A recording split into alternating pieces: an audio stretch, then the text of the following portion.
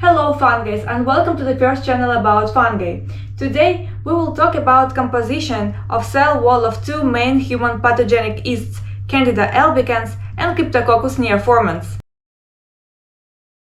Candida albicans is a fungus that naturally lives in our body. Typically, Candida albicans can be found on skin, in throat, mouth, gut, and vagina without causing any problems. But individuals with a weakened immune system are at risk of candidiasis development.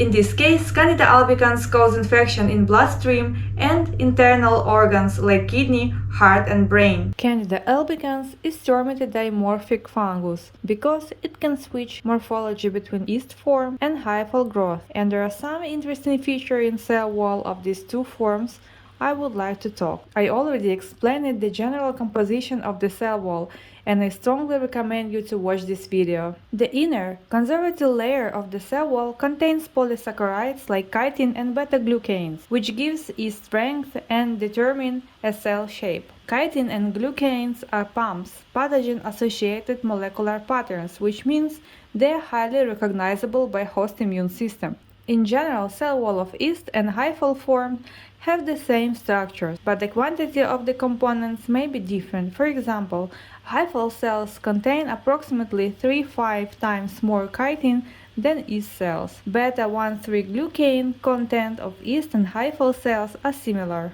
Regarding the outer layer, both forms contain mannans. Mannans are less rigid compared to beta-glucans and chitin, so they don't influence the cell shape. However, they have low permeability for external compounds, which gives resistance to antifungal drugs. In addition, the mannan layer covers highly recognizable by the host immune system chitin and beta-glucans, and Candida albicans may stay not visible to immune cells. There is a specific feature of yeast cell wall that doesn't exist in hyphal form, bud scars. As you remember, Candida is a budding type of yeast, and young cells or buds detach from the parental yeast cell, leaving bud scars at the place of detachment. The cell wall of bud scars almost doesn't have mannan, and chitin and beta-glucans are being exposed to the host immune system. Mature yeast cells produce many daughter buds. Consequently, they have many bud scars. That's why mature yeasts are more recognizable by immune system than young cells.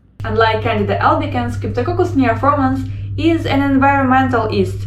It typically can be found in soil, on decaying wood, or in bird droppings. Immunocompromised people can get the infection by this yeast called Cryptococcus, inhaling the microscopic fungus from the environment. This pathogen can spread from the lungs to the brain, causing cryptococcal meningitis. Like in the case of the other fungi, the inner layer is mainly composed of beta-glucans and chitin. Chitin is present in minor quantities in Cryptococcus neoformans cell wall. Nevertheless, it contributes to the strength of the cell wall. Beta-1,6-glucan is the most abundant component in Cryptococcus cell wall, while beta-1,3-glucan is less abundant, contrary to other yeasts. Melanin is a pigment protein, an important virulence factor of Cryptococcus neoformans associated with the cell wall. The pigment confers resistance to stress factors, modulates the host immune response, and is known to play an essential role in the dissemination of Cryptococcus to host brains. Melanized Cryptococcus cells